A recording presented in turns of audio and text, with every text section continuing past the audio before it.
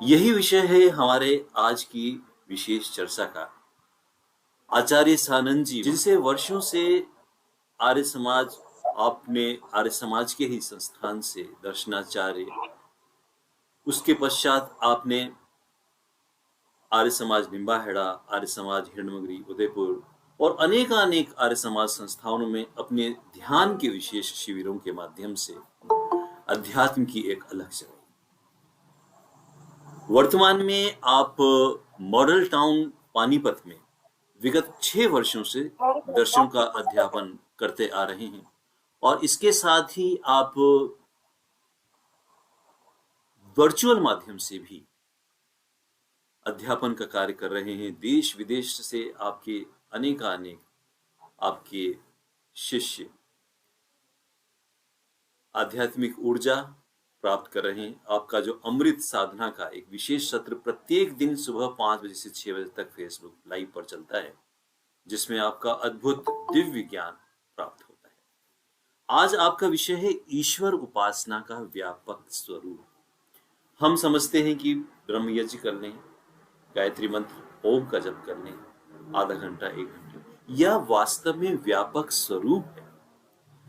इसके बारे में हमें प्रकाश डालेंगे श्रद्धेय आचार्य सानंद, क्योंकि कहते हैं ना, सुख का कारण है पूर्ण शांति, शांति का कारण है निस्वार्थ प्रेम, प्रेम का कारण है अटूट विश्वास, विश्वास का कारण है सत्य, सत्य का कारण है कर्तव्य पालन की भावना, कर्तव्य पालन का कारण है ईश्वर पर अनन्य श्रद्धा। मैं सादर निवेदन करूंगा श्रद्धेय आचार्य सानंद से कि वे अपने उद्बोधन से हमें अनुग्रहित करें। आइए सर्वप्रथम परमपिता परमात्मा के निज नाम ओम का स्मरण करेंगे। भगवान के स्मरण के लिए सीधे होकर बैठ जाएं, कमर, पीठ और गर्दन को सीधा करें, नेत्रों को बंद कर लें। मेरे साथ मिलकर स्वर में स्वर मिलाकर परमपिता परमात्मा के निज नाम मुख्य नाम ओम का स्मरण करेंगे।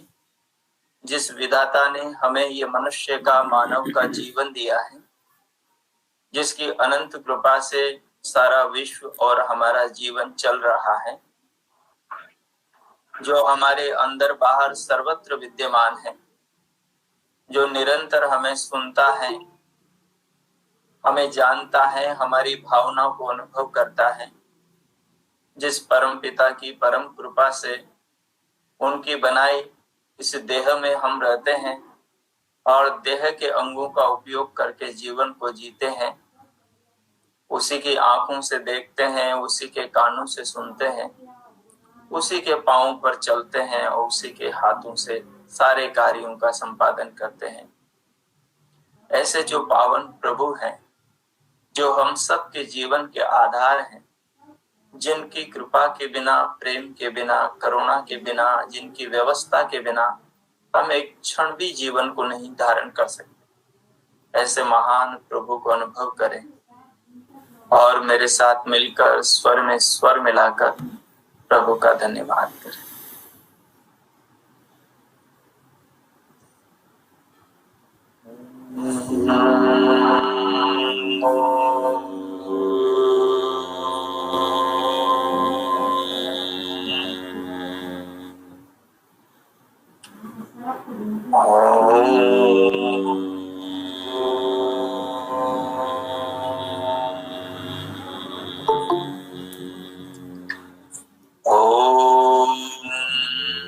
नमस्ते सतेते जगत्कारिणाय,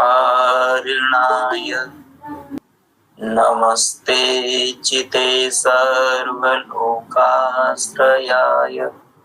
नमो द्वैत तत्त्वाय मुक्तिप्रदाय, नमो ब्रह्मनिधाय।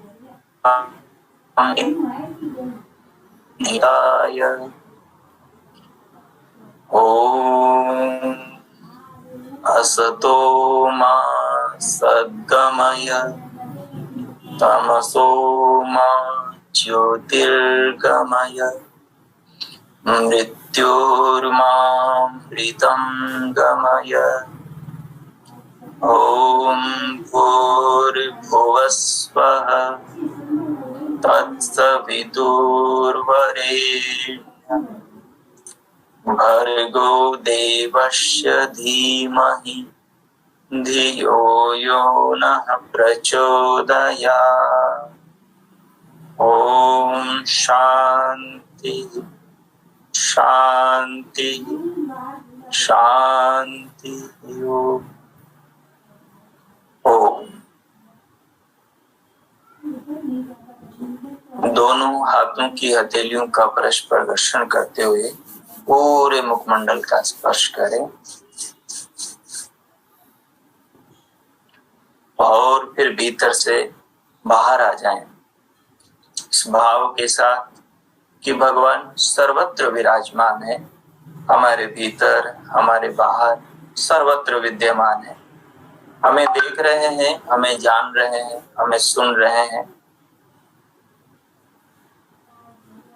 ऐसे महान प्रभु की असीम कृपा से हम सब आज ऑनलाइन इंटरनेट के माध्यम से वैदिक संस्कृति प्रचार संघ उदयपुर के आयोजन में सम्मिलित हुए हैं।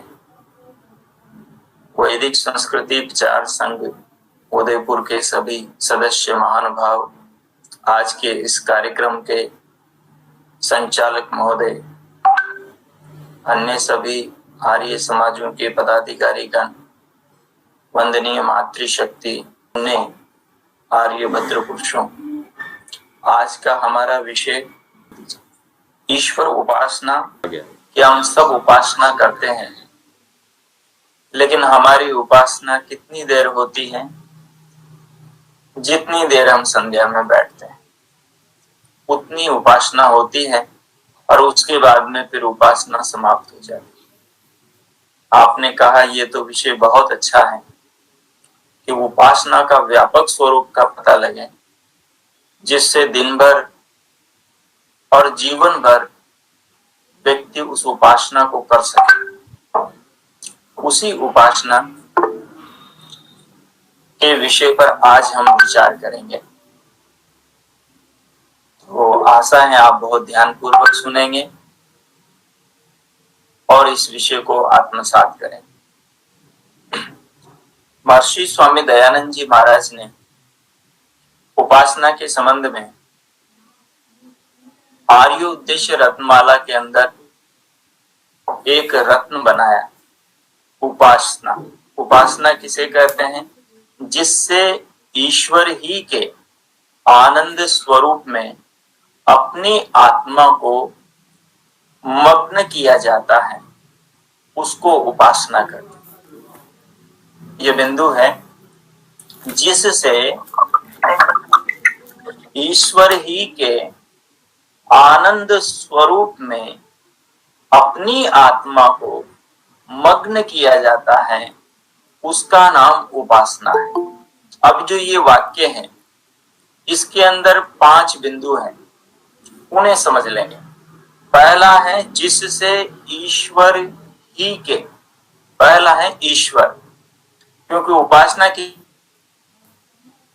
नहीं है तो पहली बात तो ईश्वर समझ में आना चाहिए कि ईश्वर क्या है। उपासना हमें ईश्वर की करनी है। यदि ईश्वर का ही ज्ञान नहीं होगा, ईश्वर का ही पता नहीं होगा, तो उपासना कैसे करेंगे हम? तो पहली बात तो हमें ईश्वर का पता होना चाहिए कि ईश्वर का स्वरूप क्या है। दूसरी बात कही आनंद स्वरूप। ईश्वर ही के आनंद स्वरूप में अपनी आत्मा को मग्न करना है, तो जो आनंद स्वरूप है, ये आनंद क्या है और स्वरूप क्या है, ये भी समझ में आना चाहिए। और तीसरा बिंदु है अपने आत्मा को, तो अपनी आत्मा का भी ज्ञान होना चाहिए, जिसको ईश्वर के आनंद स्वरूप में मग्न करना है। और चौथा बिंदु है मग्न। ये मग्न किसे कहते हैं? और 5वां बिंदु है उपासना। तो ईश्वर आनंद स्वरूप, आत्मा, मग्न और उपासना, ये 5 बिंदुओं पर हम चर्चा करेंगे। सबसे पहले हम उपासना बिंदु को लेते हैं, जिसके लिए स्वामी जी ने सबसे पहले कहा कि जिससे यानी उपासना से क्या किया जाता है, ईश्वर ही के आनंद स्वरूप में अपनी आत्मा को मग्न किया जाता है उपासना से। उपासना शब्द का अर्थ है उप आसन यानी निकट बैठना। उपासना का मतलब है जिसकी उपासना करनी है उसके करीब बैठे, उसके निकट बैठे। अब प्रश्न उठता है कि ईश्वर के निकट बैठना है उपासना में, तो ईश्वर के निकट कैसे बैठे हम, ईश्वर के करीब कैसे बैठे हम? अब ईश्वर कहाँ रहता है? लोग तो मंदिर में जाकर मूर्ति के पास में बैठते हैं, उनकी नजर में वो ईश्वर है, लेकिन क्या वो ईश्वर है? ईश्वर की नजर में, ईश्वर के ज्ञान में, ईश्वर ने जो अपना स्वरूप बताया है, ईश्वर ने जो अपने बारे में बताया है, तो क्या ईश्वर ने अपने बारे में ये बताया है कि मंदिर में जो मेरे नाम से मूर्त बनी महापुरुष की, उसके पास में बैठना वो मेरी आ रही है आवाज? फर्स्ट क्लास आ रही है। अच्छा, तो भगवान सर्वत्र सब परिएगा, वो सब जगह पहुंचे हुए हैं। पृथ्वी के अंदर, पृथ्वी के बाहर, बादलों के अंदर, सागर के अंदर, सरिताओं के अंदर, वृक्षों के अंदर, वनस्पतियों के अंदर, हमारे अंदर, हमारे बाहर, हमारे मन में, हमारी बुद्धि में, हमारे अंतःकरण में, हमारे आत्मा में, हमारे मस्तिष्क में, हमारे रोम रोम में, हमारी कोशिका कोशिका में, हमारे आगे, हमारे पीछे, सबके अंदर भगवान पहुंचे हुए हैं। हमारे सौर परिवार में, हमारे सौर परिवार के प्रत्येक घटक में, सूर्य में, चंद्रमा में, बुध में, बृहस्पति में, शुक्र में, अरुण, वरुण, यम, सबके अंदर पहुंचे हुए हैं। सृष्टि का कोई भी कतरा, कोई भी कण उस विधाता की पहुंच से खाली नहीं, सर्वत्र वह पहुंचा हुआ है। हमारे सौर परिवार में ही नहीं, अन्य सौर परिवारों में, हमारी आकाश गंगा में जितने करोड़ों सौर परिवार हैं, सब में पहुंचा हुआ है।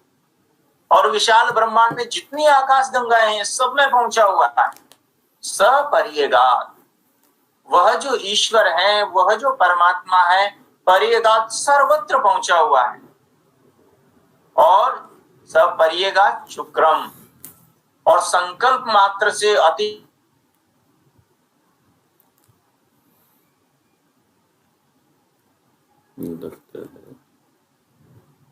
चला जाएगा। संकल्प करूंगा, मेरा मन मेरे पांव के अंगूठे में चला जाएगा। संकल्प करूंगा किसी चीज को याद करने के लिए, झट से वो चीज, वो स्मृति उठ के आ जाएगी। संकल्प मात्र से, जो हमारे संकल्प से काम करता है, तो संपूर्ण सृष्टि के अंदर भगवान विद्यमान, सबके अंदर बाहर ओत प्रोत है। संकल्प मात्र से सारे काम करते हैं, अति शीघ्रकारी हैं, सर्वसाक्षी सर्वज्ञ हैं। इसलिए क्या कहा, सपरियगा शुक्रम अकायम, जो सब में है और सब जगह पहुंचा हुआ है, और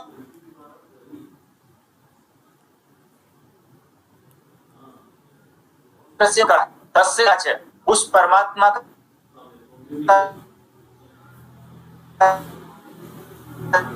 काम करता है भगवान। जैसे हम संकल्प मात्र से, इच्छा मात्र से मन को शरीर में एक जगह से दूसरी जगह भेज देते हैं। मन हमने नहीं बनाया, तो जारी आ रही है हमारे भीतर अंतःकरण हमने नहीं बनाया, शरीर हमने नहीं बनाया, शरीर के भीतर की कोई इंद्रिय, कोई अंतःकरण हमने नहीं बनाया। कैसे कर सकते हैं अपन? यानी इनको बनाने का जिसमें ज्ञान है, इनको बनाने का जिसमें सामर्थ्य है। आपका हॉटस्पॉट ऑन है? कैसे उस परमात्मा की शक्ति कैसी शक्ति है? संकल्प मात्र से काम करती। कहा सपरियेगा शुक्रम अकायम, वह परमात्मा काया से रहित है, शरीर से रहित है। हमारी जैसी काया भगवान के नहीं, हमारा जैसा शरीर भगवान के नहीं, वो शरीर से रहित है। और हमारे जैसा वो भी कैसे सकता है? उसे तो सारे ब्रह्मांड में संपूर्ण विश्व के अंदर काम करना है, उसे भीतर के हर सौर परिवार में काम करना है, हर सौर परिवार के हर पृथ्वी पर काम करना है, हर पृथ्वी पर जो असंख्य परिवार में काम करना है, हर सौर परिवार की हर वो जो जीव है, प्राणी, उन सबके शरीरों में व्यवस्था करनी है, उन सबके खाने पीने की है, जिन्होंने जीवन को देने के पदार्थों का निर्माण करना है। ठीक है, उसका तो ये विश्व ही लेकिन शरीर है, ऐसा शरीर उसका नहीं है। हम कहते हैं कि भगवान ने मानो तो लिया राम के रूप में, कृष्ण के रूप में, अन्य महापुरुषों के रूप में, नहीं, वो अवतार कैसे ले सकता है?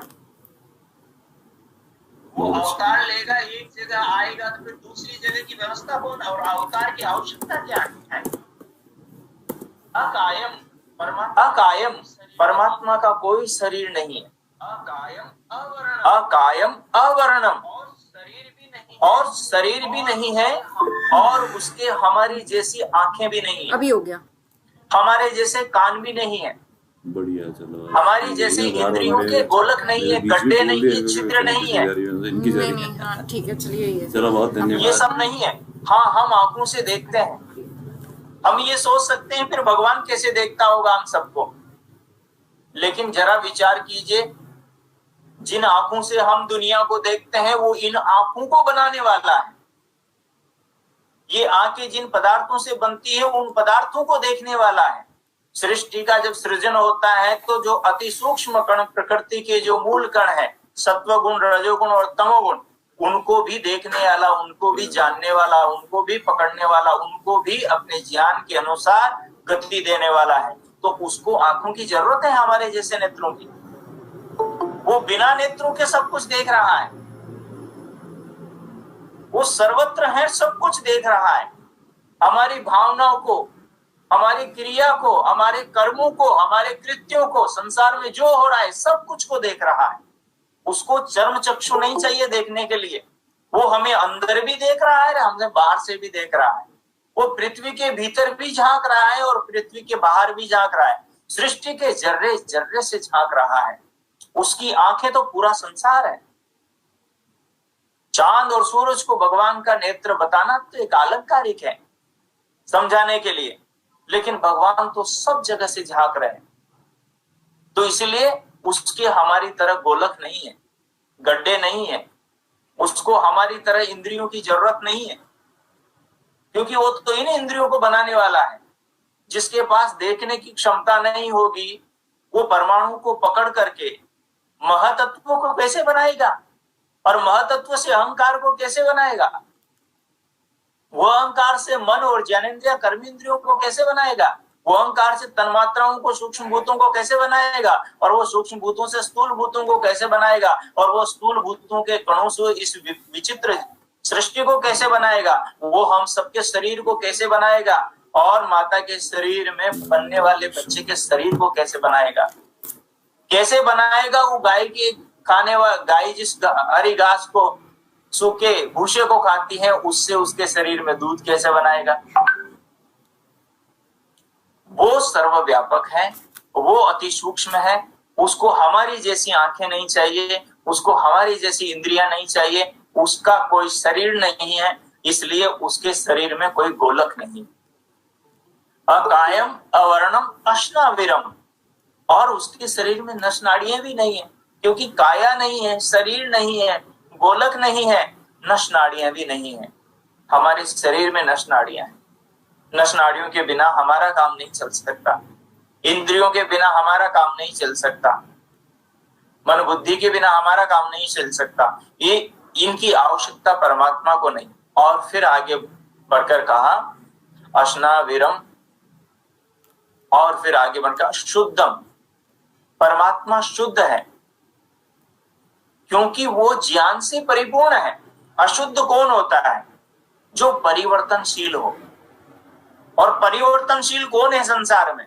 एक तो प्रकृति है, प्रकृति से बनी हुई ये भौतिक वस्तुएं हैं, और हमारा मन वो भी भौतिक है, वो भी प्रकृति से बना हुआ है, वो भी अहंकार से बना हुआ है, वो भी परिवर्तनशील है। हमारे विचार बदलते हैं, हमारी स्थिति बदलती है, हम कभी तमोगुण में, कभी रजोगुण में, कभी सत्वगुण में रहते हैं। हमारी स्थितियां बदलती रहती, भगवान की नहीं बदलती, वो अपरिवर्तनशील है। उसको इन तत्वों के सहारे की आवश्यकता नहीं। हमारा ज्ञान कम ज्यादा होता रहता है क्योंकि हम अल्पज्ञ हैं, परमात्मा सर्वज्ञ है, वो पूर्ण ज्ञानी है।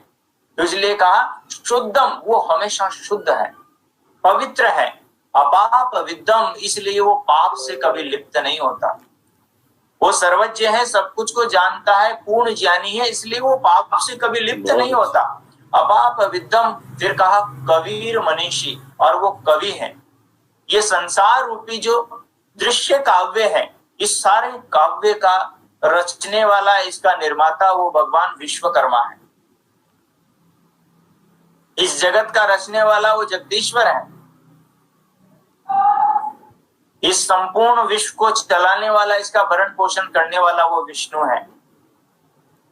सबको रचने वाला वो ब्रह्मा है, और सबका कल्याण करने वाला, और अंत में जब सृष्टि सुख देने में असमर्थ हो जाए तो इसका विनाश करके फिर आत्मा को दूसरी जगह भेजने वाला वो रुद्र है, वो शिव है। इसलिए क्या कहा, शुद्धम अपाप विद्यम कबीर मनीषी, भगवान कवि है। एक तो ये उसका दृश्य काव्य संसार है, और दूसरा परमात्मा का श्रव्य काव्य। श्रव्य काव्य यानी ये वेद, वेद की ऋचाएं, जिसके बारे में, सारे जगत के बारे में, विश्व के बारे में, संसार के बारे में, हमारे शरीर के बारे में, हमारे जीवन के बारे में, जीवन के कल्याण के बारे में, सुख पाने के बारे में, दुखों से बचने के बारे में, सृष्टि के पदार्थों के गुणों के बारे में, सृष्टि के जर्रे जर्रे के बारे में, कण कण के बारे में, सब चीजों के बारे में बताया है वेद में, जो भगवान का उस कवि का काव्य है, श्रव्य काव्य है। कबीर मनीषी, और फिर आगे कहा मनीषी, वो परमात्मा कैसा है, सर्वज्ञ है, परम ज्ञानी है, क्योंकि उसके ज्ञान में कोई त्रुटि, कोई कमी, कोई न्यूनता, उसकी रचना में कोई त्रुटि नहीं। जो चीज जैसी होनी चाहिए वो चीज वैसी ही बनाई है। इसलिए कहा वो मनीषी है। मनुष्य जब मनन करके काम करता है तो काम ठीक ठीक होता है, उस काम में कमी, उस काम में दोष, उस काम में कोई त्रुटि नहीं होती। जब मनन करके, सोच विचार करके, चिंतन करके जब निर्णय लेता है, काम करता है, तो उस काम में कभी नुकसान नहीं उठाना पड़ता।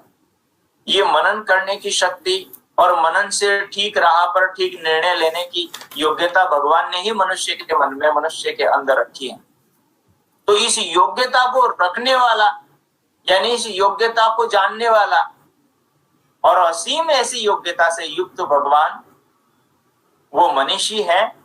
और उसने सारा जो वेदों का ज्ञान है, सारा विश्व का ज्ञान है, सारे विश्व के अंदर सारी व्यवस्थाएं हैं, सारे नियम है, सब कुछ का ज्ञान वेदों में दिया है। कबीर मनीषी परिभू, और कहा परिभू, परि यानी सब, और भू यानी वो है, सब और वो है। सब और का मतलब सारी धरती में, सारे आकाश में, सारे लोक लोकांतरों में, सब जगह वो है। वो एक जगह नहीं है, वो एक मंदिर में नहीं है, वो एक मूर्त में नहीं है, वो एक पत्थर में नहीं है, वो एक कण में ही नहीं है, वो आपके शरीर में ही नहीं है, वो आपके सिर के बाल में ही नहीं है, वो आपके वो आपके नाखून में ही नहीं है, वो आपके झूठे पदार्थ में ही नहीं है। वो तो सर्वत्र है, अलिप्त है, निर्लेप है। वो इन सब से जड़ से भिन्न चेतन है, वो अभौतिक है, जैसे हम हैं। तो कहा वो परमात्मा सर्वत्र है, परिभू, सर्वत्र है। कबीर मनीषी परिभूर स्वयंभू, और सर्वत्र वो है, लेकिन उसे सर्वत्र किसी ने बिठाया हुआ नहीं है, वो किसी की व्यवस्था से बैठा हुआ नहीं है। आगे क्या कहा, कबीर मनीषी परिभूर स्वयंभू, वो स्वयं सर्वत्र है। अपनी सत्ता से, अपनी योग्यता से, अपने सामर्थ्य से भगवान सर्वत्र है। और फिर कहा याथा तथ्यतम, इस संसार में जहां जैसा जो होना चाहिए उस पदार्थ को वैसा ही भगवान ने रचा है। याथा तथ्यतो अर्थान वेदता शाश्वती व्यः समाभ्य, सदा से जैसा सूर्य बनता आ रहा है, चंद्रमा बनता आ रहा है, पृथ्वी बनती आ रही है, जैसे हम मनुष्य सदा से बनते आ रहे हैं, हमारे पूर्वज भी हमारे जैसे थे, उनके भी ये सामने ही 2 आंखें थी, 2 साइड में 2 कान थे, उनके भी इतनी 32 दांत थे, उनके भी 2 हाथ पैरी थे, उनके भी शरीर में वही व्यवस्थाएं थी। हमारे पूर्वज जिनको हम पूछते हैं वो ऋषि महर्षि और वो महापुरुष, उनके भी हमारे जैसे शरीर थे, वो भी हमारे जैसे मकानों में रहते थे, वो भी खाते पीते और जीवन का निर्वाह करते थे। उनके पास वेदों का ज्ञान था, इसलिए वो महान बन गए। हमारे पास में उतना ज्ञान नहीं, इसलिए हम तो भगवान ने जैसा उनके लिए रचा था सतयुग में, द्वापर में, त्रेता में, वैसा ही संसार हमारे लिए भी रचा है। यही पृथ्वी तपती, यही सूर्य तपता, यही चंद्रमा तपता, यही तारे तपते, यही सागर नदियां तपती, बस कुछ परिवर्तन हुआ है, बाकी सब वो का वो है। तो उन्होंने जो किया वो आज हम भी कर सकते हैं। भगवान के बताए राह पर चलकर, उनके बताए पथ पर चलकर, उनके बताए मार्ग पर चलकर हम भी वो सब कर सकते हैं। प्रभु इसलिए क्या कहा इस मंत्र में ये बताया कि भगवान का स्वरूप कैसा है। अब इस बात से क्या स्पष्ट हो गया कि भगवान की उपासना कैसे करेंगे, उसके निकट कैसे बैठेंगे। अब मंदिर में जाने की जरूरत है क्या आपको किसी तीर्थ में जाने की जरूरत है क्या? आपको कहीं दूर जाने की जरूरत है क्या? आपको एक जगह से दूसरी जगह उठकर बैठने की जरूरत है क्या? नहीं है। कहाँ जाने की जरूरत है? इंद्रियों को अंतर्मुखी करके अपने भीतर जाने की जरूरत है, क्योंकि बाहर रहेंगे, ये द्वार खुले रहेंगे तो विश्व से जुड़े रहेंगे तो मन भटकता रहेगा। इसलिए क्या करना है? अंतर्मुखी हो जाना है। अंतर्मुखी होकर अपने भीतर जाना है। भगवान कहाँ मिलेंगे? भीतर ही मिलेंगे। इसलिए कहीं जाना नहीं है, मंदिर की जरूरत नहीं है, किसी मूर्ति के सहारे की आवश्यकता नहीं है। भगवान तो सर्वव्यापक है, सर्वांतर्यामी है, वो सृष्टि के जर्रे जर्रे कण कण में है। उसकी कोई मूर्ति नहीं, उसका कोई आकार नहीं, तो फिर उसका ध्यान कैसे करेंगे? उसमें अपनी आत्मा को निमग्न कैसे करेंगे? तो कहा इसके लिए क्या करना होगा? जिससे ईश्वर ही के आनंद स्वरूप में अपनी आत्मा को मग्न किया जाता है, उसको उपासना कहते हैं। अभी ईश्वर के स्वरूप को हमने समझा, अब हम ईश्वर के आनंद स्वरूप को समझेंगे कि ईश्वर का आनंद स्वरूप क्या है। तो आनंद और स्वरूप 2 शब्द हैं। स्वरूप शब्द का मतलब है असली स्वभाव, जिसका स्वरूप यानी उसका असली स्वभाव, असली गुण, वास्तविक गुण। तो भगवान का असली स्वभाव क्या है? वो स्वभाव से ही क्या है? आनंद स्वरूप। आनंद ही उनका स्वभाव है। आनंद शब्द का अर्थ है सुख। आनंद शब्द का अर्थ है सुख। और भगवान में कैसा सुख है? अपरिणामी, अपरिवर्तनशील। जिसके पास जितना ज्ञान होता है उसका उतना सुख अधिक होता है, और जिसका जितना कम ज्ञान होता है उसका सुख उतना कम होता है। जिसका ज्ञान घटता और बढ़ता है उसका सुख भी घटता और बढ़ता है, जैसे हम सबका। लेकिन भगवान का ज्ञान न घटता है न बढ़ता है, वो सदा से पूर्ण है, पराकाष्ठा है ज्ञान की। इसलिए परमात्मा का आनंद, परमात्मा का सुख भी सदा एक जैसा रहता है। इसलिए कहा आनंद स्वरूप है भगवान। ईश्वर जिसके स्वरूप को अभी, जिसकी व्यापकता को हमने, विशालता को जब अभी विचारा कि वो सर्वत्र है, सर्वव्यापक है, सर्वांतर्यामी है, सर्वत्र उसकी आंखें हैं, सर्वत्र उसके पैर हैं, सर्वत्र उसके हाथ हैं, ये व्यवस्था ही उसके हाथ है। ये सृष्टि में गति जो हो रही है ये सब उसी ने ही दे रखी है। इसलिए क्या कहा, वो भगवान आनंद स्वरूप है क्योंकि वो ज्ञान से परिपूर्ण है, उसमें अज्ञान का कमी का लेस मात्र भी नहीं है, इसलिए वो आनंद से सदैव पूर्ण है। अब वो जो भगवान आनंद से परिपूर्ण है, उस भगवान में अपनी आत्मा को निमग्न करना है, उस भगवान में अपनी आत्मा को निमग्न करना है। अब निमग्न कैसे करेंगे इसको समझना है। आत्मा कैसा है, अपना आत्मा कैसा है, निराकार, और परमात्मा कैसे है, निराकार। आत्मा कहाँ रहता है, शरीर में, परमात्मा कहाँ रहता है, सर्वत्र, शरीर में, शरीर के बाहर भी, आत्मा में, आत्मा के बाहर भी, सर्वत्र परमात्मा रहता है। और आत्मा एक देशी शरीर में रहता है। तो आत्मा को परमात्मा से जुड़ना है, तो आत्मा परमात्मा से कहां जाकर जुड़ेगा, शरीर से बाहर तो आत्मा निकल नहीं सकता। परमात्मा तो आत्मा के अति करीब है, अति निकट है, तो इसलिए आत्मा को कहीं जाने की जरूरत नहीं है अपने आप को उस परमात्मा में निमग्न करने के लिए, नहीं। अच्छा, आत्मा दूर कैसे जाता है, विचारों से जाता है, वृत्तियों से जाता है। और विचार कहां से आते हैं,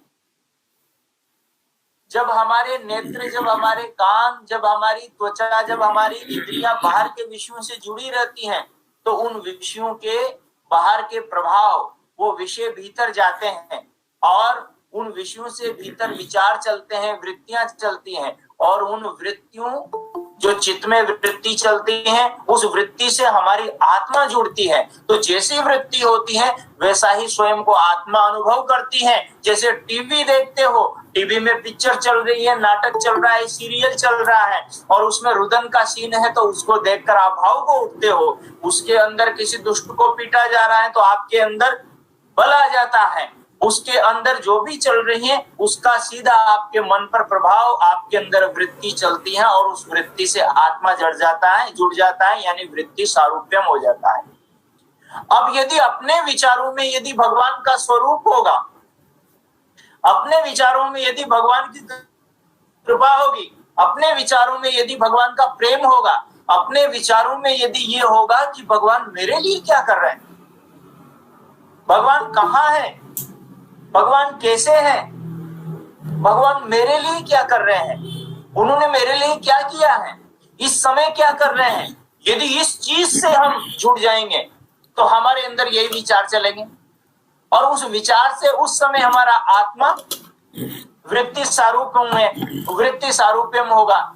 और जिस समय भगवान के विचार चल रहे होंगे और उन विचारों से आत्मा जुड़ेगा, तो आत्मा उन विचारों में निमग्न होगा, आत्मा उन भावों में निमग्न होगा, आत्मा उस भाव में बह रहे रस से युक्त होगा, और उस समय आत्मा को सुख मिलेगा।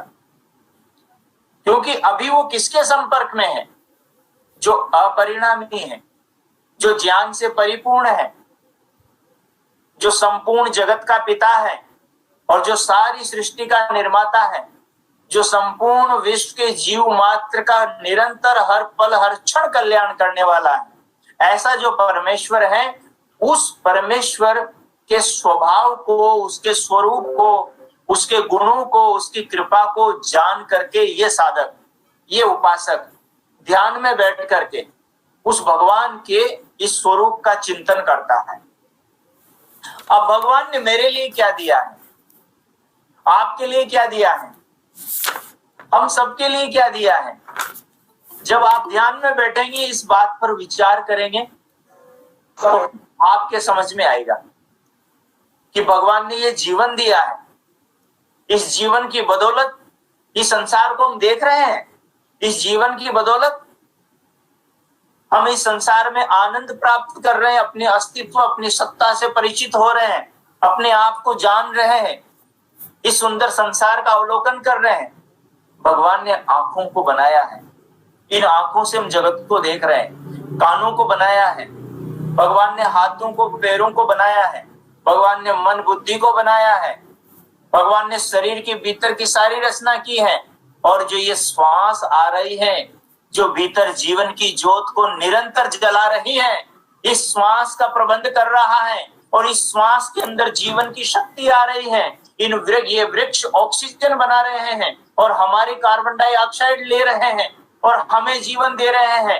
ये भगवान की व्यवस्था है। ये ऑक्सीजन भगवान की व्यवस्था से आ रही है। हमें कुछ चुकाना नहीं पड़ रहा, हमें कुछ देना नहीं पड़ रहा। वो जो हम बाजार से फल खरीद के लेकर आ रहे हैं, उन फलों को भगवान बना रहा है, जिनको खाने से हमें आनंद मिलता है।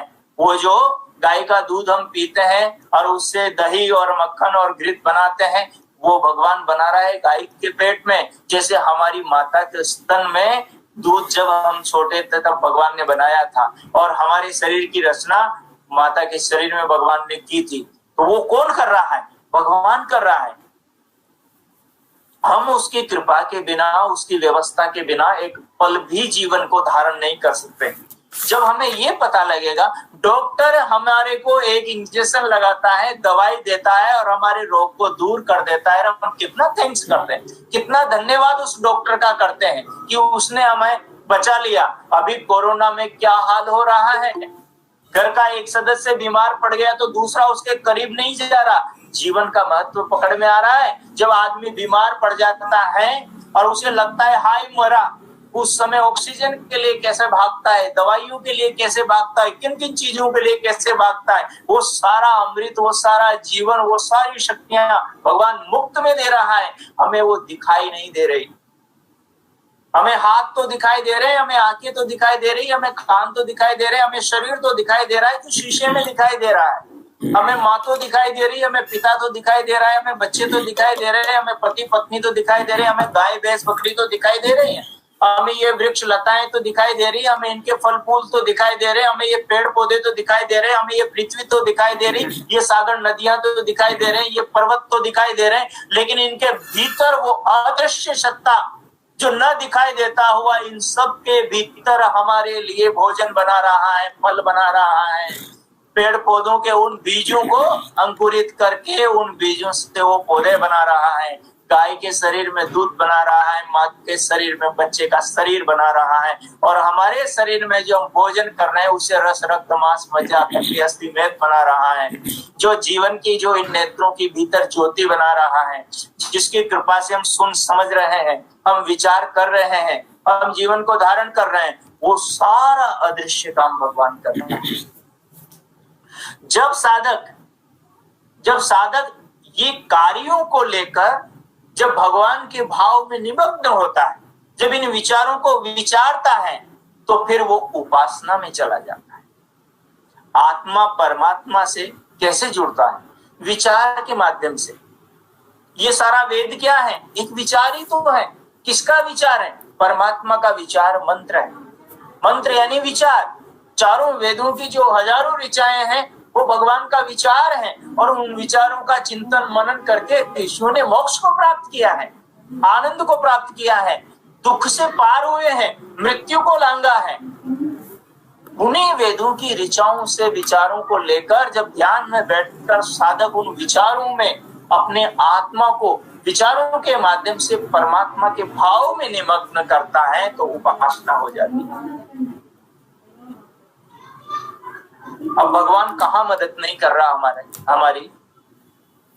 सर्वत्र कर रहा है। ऐसी कौन सी चीज है जो बिना भगवान की व्यवस्था के चल रही हो, टिक रही हो?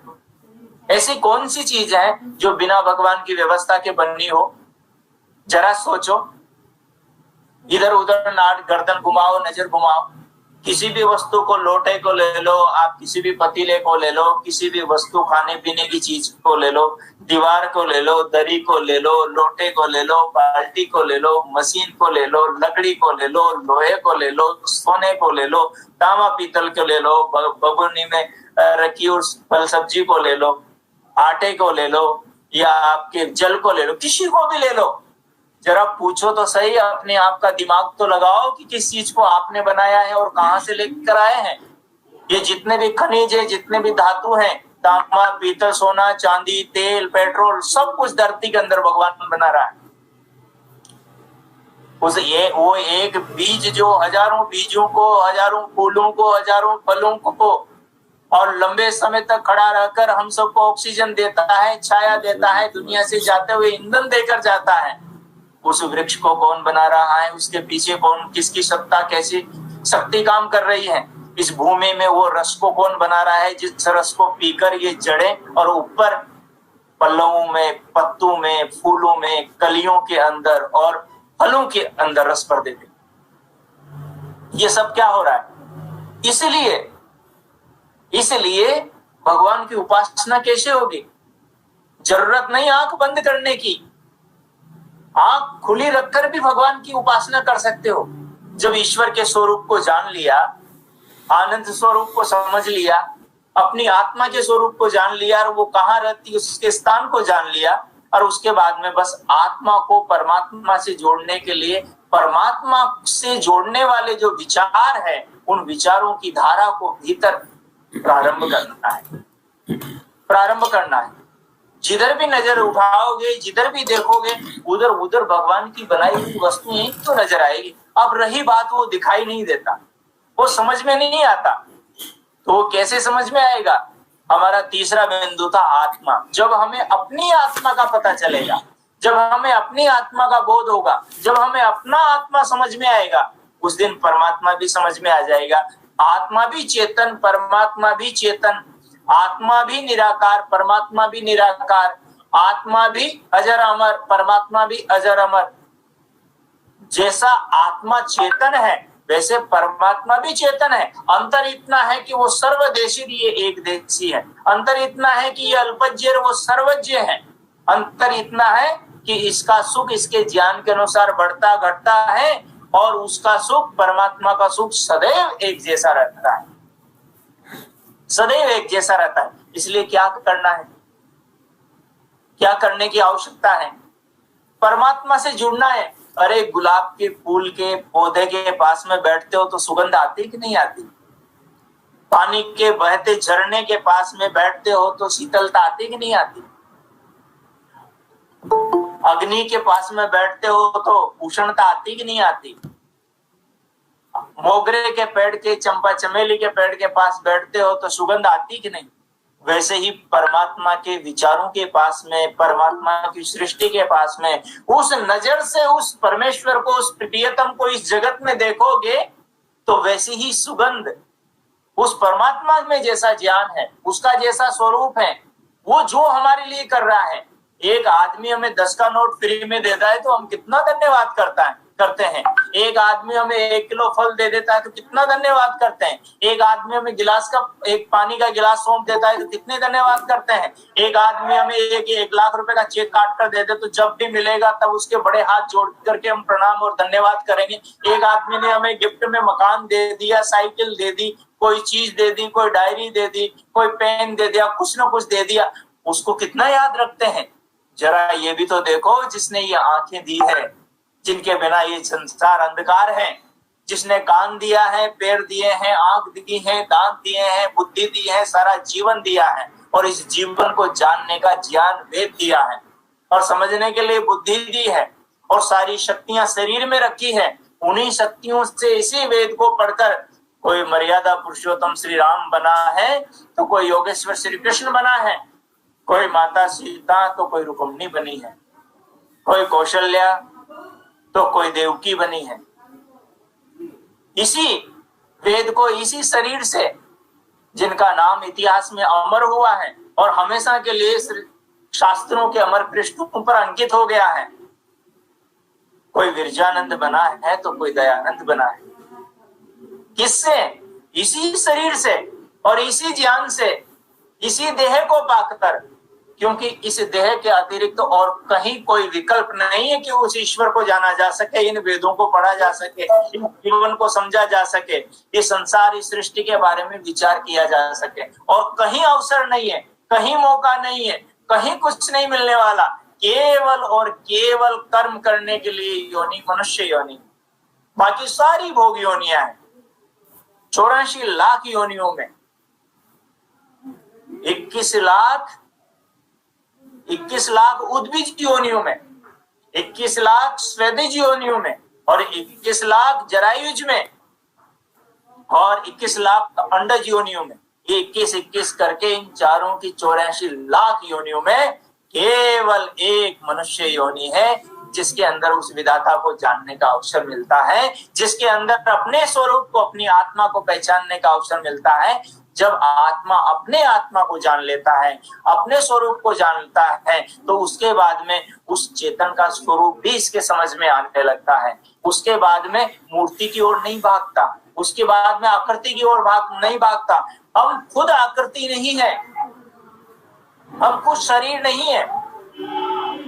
हम जिसे माँ, जिसे बहन, जिसे बेटी कहते हैं, जिसे पत्नी, जिसे पुत्र, जिसे पिता, जिसे भाई, जिसे बंधु कहते हैं, ये सारे जितने भी प्राणी हैं, जितने भी मनुष्य हैं, ये सब शरीर नहीं है। इनके अंदर आत्मा, इनसे आत्माएं हैं। ये शरीर नहीं है, शरीर अलग है, आत्मा अलग है। शरीर तो पांच भौतिक है, हमारा संबंध तो शरीरों से, क्योंकि हमने अभी तक आत्माओं को जाना ही नहीं। जब हम आत्मा को जानेंगे तो उसके बाद में परमात्मा भी समझ में आएगा। तो व्यापक उपासना का स्वरूप क्या है? उपासना का स्वरूप क्या है? जब आपके हाथ में पानी का गिलास आ जाए तो उसमें परमात्मा को देखना ही व्यापक उपासना है। जब आपके हाथ में कोई फल आ जाए तो उस फल को देखकर ईश्वर की आपको याद आ जाए, यही व्यापक उपासना है। जब आप अपने गोद में नन्हे से बच्चे को खिला रहे हो तो उसको देख करके आपको उस दयावान, दया सागर, विश्व निर्माता और उस बच्चे के शरीर की रचना करने वाले उस विधाता की स्मृति आ जाए और उसके धन्यवाद से आपकी आंखें नम हो जाए, यही उपासना है। जब आपके अंदर करुणा और प्रेम संसार के जीवों के बारे में, सृष्टि के लिए, पेड़ पौधों के लिए जाग जाए और इनमें अपने परमात्मा का, ईश्वर का, जिसने ये शरीर दिया है, जो हम सबका पिता है, हम सबकी माँ है, हम सबका सच्चा मित्र है, जो दिन रात एक भी पल हमें नहीं छोड़ता और जिसकी कृपा के बिना एक क्षण भी हम नहीं रह सकते। हमारा शरीर प्रत्येक पल उसकी व्यवस्था से चल रहा है। रात के 12 घंटे, रात के 6 घंटे जो हम नींद में गुजारते हैं, उस समय भी उसी की गोद में महबूब, उसी की गोद में सुरक्षित रहते हैं। वही आनंद को प्राप्त कर पाते हैं। हमें पता होता है कि हम स्त्री हैं, हमें पता है कि हम पुरुष हैं, हमें पता है कि हम गरीब हैं, हमें पता है कि हम अमीर हैं, हमें पता है कि हम जेल में हैं, हमें पता है कि हम आजाद स्वतंत्र हैं, हमें पता है कि हम कर्ज से लदे हुए हैं, हमें पता है कि हम लखपति करोड़पति हैं। जो नींद में जाता है, जो नींद में जाता है, वो रोडपति भी सम्राट होता है। किसी को कोई पता नहीं होता। वास्तव में आत्मा परमात्मा की गोद में अपने स्वरूप में ही मानो चला जाता है। कोई भय नहीं, कोई डर नहीं, कोई संकट नहीं, कोई चिंता नहीं, कोई नहीं, न मौत का डर, न चोरों का डर, किसी प्रकार का कोई भय नहीं। इसलिए ये बहुत विचारणीय बिंदु है। समय हमारा पूर्णता की ओर जाता है और इसलिए परमात्मा की जो उपासना है, उनका जो स्मरण है, वो उनकी बनाई हुई वस्तुओं को देख कर जब हमारे स्वभाव में उतर जाएगा, तब हमारी उपासना केवल संध्या के आधे घंटे तक सीमित न रहकर दिन भर, रात भर और जीवन भर व्यापक हो जाएगी। उसके बाद में सब और हमें वही वो नजर आएगा। बस चिंतन इतना गहरा हो कि हमारे भीतर अध्यात्म के, ईश्वर के, उपासना के संस्कारों का पलड़ा संसार के संस्कारों के पलड़े से ज्यादा भारी होना चाहिए। जिस दिन परमात्मा की भावना और उपासना की भावना, इस चिंतन, इस अध्यात्म के ज्ञान के संस्कारों का पलड़ा ज्यादा भारी हो जाएगा और इस संसार के जो अविद्या युक्त संस्कार हैं, उन संस्कारों का पलड़ा उस भगवान के चिंतन मनन के पलड़े से दब जाएगा, उस दिन समझना कि हर समय भगवान भाव में ही रहेगा। उसी को कहा गया है गायत्री मंत्र में कि परमात्मा को हम धारण करें, उसके भक्त स्वरूप को, उसके तेज स्वरूप को हम धारण करें। तो इस प्रकार से हमने विचार किया कि उपासना क्या है। उपासना है जिससे ईश्वर ही के आनंद स्वरूप में अपनी आत्मा को मग्न किया जाता है। उसका नाम, उस प्रक्रिया का नाम उपासना है। इस प्रक्रिया को समझने के लिए और इसको ध्यान के द्वारा सीखने के लिए आप एक काम करें। आप एक काम करें, YouTube चैनल पर जाएं और हमारा YouTube चैनल है वैदिक अमृत ध्यान साधना के नाम से, वैदिक अमृत ध्यान साधना के नाम से। मेरा नाम भी वहां डालेंगे आचार्य सानंद करके, तो वो सर्च हो जाएगा और वहां ऊपर आ जाएगा। और लिंक भी आपको ग्रुप में कहीं ना कहीं मिल जाएगा, श्रीमान भूपेंद्र जी भी डाल देंगे। वहां जाएंगे, आप जाएंगे तो इस प्रकार जैसे उपासना पर जो चर्चा करी है, इस चर्चा में जो भाव है, उन भावों को किस प्रकार से प्रैक्टिकल प्रायोगिक आप ध्यान में बैठकर करें, उस विधि को अनेक प्रयोगों के द्वारा वहां पर सिखाया हुआ है। वहां पर लगभग 100-150 इस प्रकार के प्रयोग हैं। तो वहां पर जाकर आप उनको रोजाना सुन सकते हैं, जब मन में आए तब सुन सकते हैं। अलग अलग विषयों पर अलग अलग ध्यान प्रयोग है। और अभी हमने परमात्मा के 108 नामों के द्वारा कैसे ध्यान किया जाए वो विषय प्रारंभ कर रखा है, तो वो भी वहां से आपको मिल जाएगा। तो इस प्रकार से हम ईश्वर की जो उपासना है, उस उपासना के व्यापक स्वरूप को समझ करके उस भगवान की उपासना को अपने जीवन में व्यापक रूप से फैला करके उससे जुड़कर जीवन को व्यापक उपासना के रूप में व्यतीत कर सकते हैं। आप सबने बहुत ध्यान से सुना, रुचि से सुना, इसके लिए हृदय से आप सबका बहुत आभार और धन्यवाद। और वैदिक संस्कृति प्रचार संघ उदयपुर के सभी सदस्यों का बहुत बहुत धन्यवाद। और विशेष करके हमारे संचालक महोदय जो बहुत स्नेह करते हैं, लंबे समय से जिनके साथ मैं जुड़ा हुआ हूँ, और उन्होंने 2 शिविर मेरे उदयपुर में भी करवाए थे, ध्यान शिविर, शायद पहला, दूसरा, तीसरा शिविर था, तब मैं वहां निम्बाहेड़ा में रहता था। बड़ा अच्छा स्नेह करते हैं। और आज इसमें श्रीमान जयपुर से, किरणपत से शायद अर्जुन देव जी कालरा भी हैं, और भी कई सारे परिचित लोग हैं। सबको बहुत बहुत धन्यवाद। सबके लिए परमात्मा से बहुत बहुत मंगल कामनाएं, शुभकामनाएं। आप सबको ईश्वर इस मार्ग पर प्रेरित करें और आध्यात्म की ज्योति आपके हृदय में जगाएं। और जीवन का जो शेष काल बचा है, जितना समय बचा है, देखिए मौत कहते नहीं आती, कभी भी आ सकती है। हमारे बीच से कई जवान चले गए, 40 साल, 45 साल, 50 साल, 25 साल, 30 साल के बहुत सारे चले गए। जवान चले गए, बूढ़े चले गए, मौत अनिश्चित है, कब भी आ सकती है। इसलिए जब जागे तब ही सवेरा। ऐसा ज्ञान अर्जित कर लें कि मृत्यु की भय से पार अपनी आत्मा हो जाए। परमात्मा के साथ अपनी आत्मा को इस प्रकार से जोड़ लें, इतना चिंतन करें, इतना मनन करें, इस प्रकार से संस्कार अपने भीतर बनाएं कि मृत्यु के समय में परमात्मा का भाव हो। वो जो गीता में श्री कृष्ण जी ने जो अर्जुन को कहा था कि हे अर्जुन, जो आदमी मृत्यु के समय मेरे ओम नाम का स्मरण करता हुआ अपने मन को उसमें लगाकर देह का त्याग करता है, साक्षात मुझे अविनाशी परमात्मा को प्राप्त होता है। वहां श्री कृष्ण ईश्वर का रोल कर रहे हैं। जैसे नाटक नहीं होता, नाटक में जैसे नाट्य करने वाला अभिनेता जैसे अभिनय करता है ना, इस प्रकार से, क्योंकि वो एक शैली है ज्ञान को देने की सरल ढंग से। तो श्री कृष्ण भगवान क्या कह रहे हैं अर्जुन से कि जो व्यक्ति मृत्यु के समय ईश्वर के ओम नाम का जाप करते हुए, ध्यान करते हुए देह का त्याग करता है, वो साक्षात मुझे अविनाशी परमात्मा को प्राप्त होता है। अर्जुन कहता है ये तो बहुत अच्छी बात है, जीवन भर आदमी पाप करें और मरने के समय आपके नाम का, ओम का स्मरण कर लें और मुक्ति को पा जाएगा। बोले नहीं अर्जुन, ये बात इतनी आसान नहीं है, ये बात इतनी आसान नहीं है। अरे जो आदमी जीवन भर जैसे कर्म करता है, उन्हीं कर्मों के विचार, उन्हीं कर्मों की स्मृतियां, उसी कर्मों के संस्कार जब मरता है, मरण शैया पर पड़ा होता है, उस समय जैसे मृतक प्राणी को आकाश में उड़ने वाले चील कव्वे सब ओर से घेर लेते हैं, उसी प्रकार से वो पाप की वृत्तियां और विचार उस मरणशील, मरने वाले आदमी को मन में सब ओर से उसकी आत्मा को घेर लेते हैं। इसलिए अंत में उसके भगवान की तो छोड़, उसे किसी की याद नहीं आती, केवल वो भय से ग्रसित होता है। जो जीवन भर पाप किया है, वो पाप उसके सामने विचार बनकर नाचता रहता है।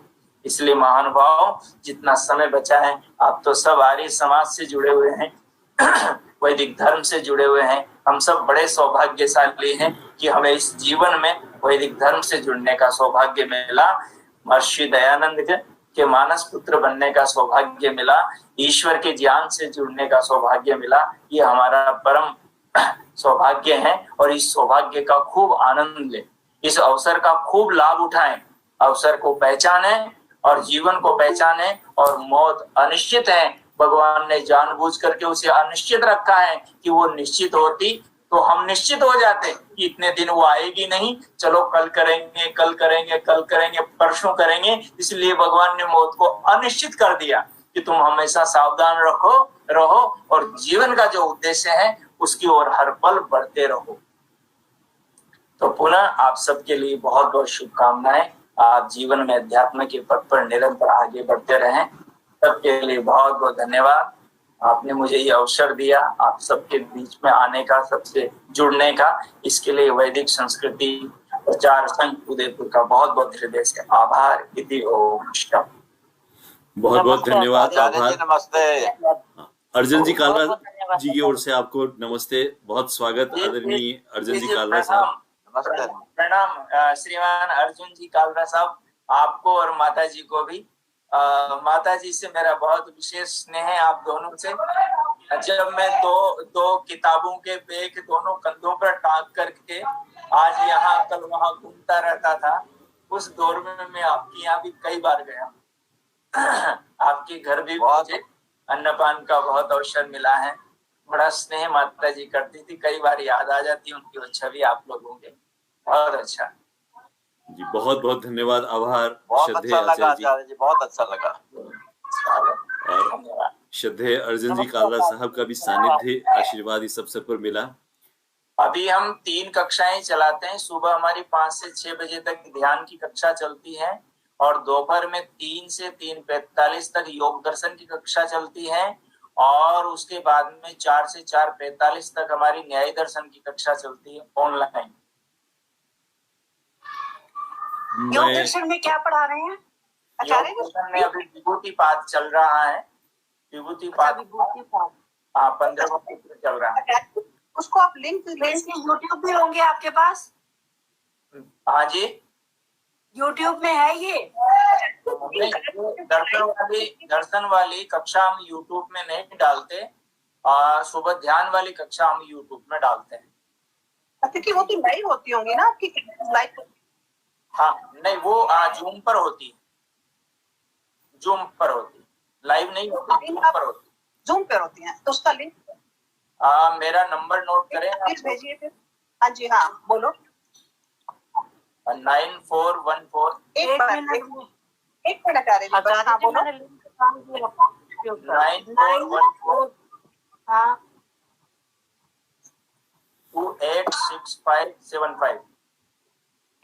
धन्यवाद आचार्य। 7-5 ये तो 8 नंबर हुए सर, 8 नंबर हुए। 9414865575। एक बार फिर से बोलता हूँ, 94 14 28 65 75।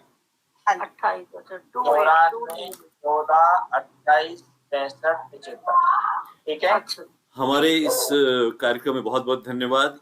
जो वैदिक संस्कृति प्रचार संघ का ग्रुप है, सभी से निवेदन करूंगा जो हमारे इस ग्रुप से नहीं जुड़े हैं, आप चैट बॉक्स में अपना कॉन्टेक्ट नंबर लिख दें तो आचार्य जी के जो भी लिंक हमें जूम के माध्यम से, यूट्यूब का आपका जो चैनल है वैदिक अमृत ध्यान साधना, वो सभी उस ग्रुप में हम भेज देंगे, जिसके माध्यम से आप और लाभान्वित हो सकते हैं। आचार्य जी का बहुत बहुत धन्यवाद, आभार।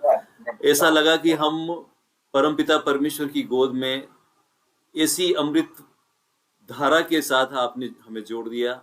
इतना प्रेरक, इतना प्रभावी आपका प्रवचन, बहुत बहुत धन्यवाद, आभार।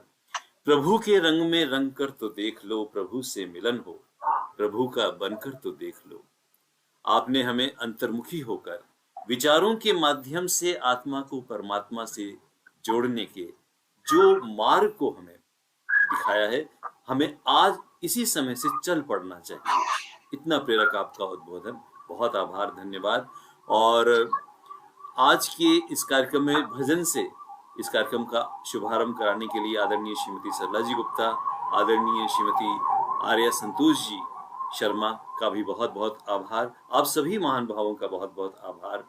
आपने इस कार्यक्रम में अपनी प्रतिभागिता से इसे सफल बनाया।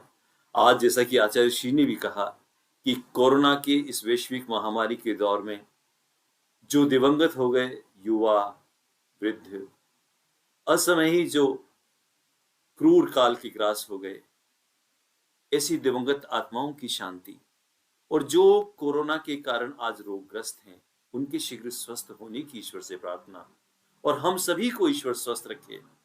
इसी प्रार्थना के साथ, शांति पाठ के साथ आज के इस सत्र का हम समापन करते हैं। प्रत्येक शनिवार और रविवार को रात्रि 8 से 9 वैदिक संस्कृति प्रचार संघ के यही लिंक रहेगा, इसके माध्यम से आप जुड़कर इसे सफल बनाएं। एक बार पुनः आप सभी का बहुत बहुत आभार। हम जहां हैं वहां शांति पाठ के साथ परमपिता परमेश्वर से प्रार्थना करेंगे। ओम द्योः शान्तिरन्तरिक्षं शान्तिः पृथिवी शान्तिरापः शान्तिरोषधयः शान्तिः वनस्पतयः शान्तिर्विश्वे देवाः शान्तिर्ब्रह्म शान्तिः सर्वं शान्तिः शान्तिरेव शान्तिः सामा शान्तिरेधि। ओम शांति शांति शांति। जो बोले सो अभय। वैदिक धर्म की जय हो। गुरुवर विरजानंद जी महाराज की जय हो। महर्षि देव दयानंद सरस्वती की जय हो। भारत माता की जय हो। गौ माता की जय हो। मर्यादा पुरुषोत्तम श्री रामचंद्र जी महाराज की जय हो। योगी राज श्री कृष्णचंद्र जी महाराज की जय हो। संसार के समस्त वीर वीरांगनाओं की जय हो। आर्य समाज अमर रहेगा। वेद की ज्योति जलती रहेगी। ओम का झंडा ऊंचा रहेगा। प्रणव ध्वनि।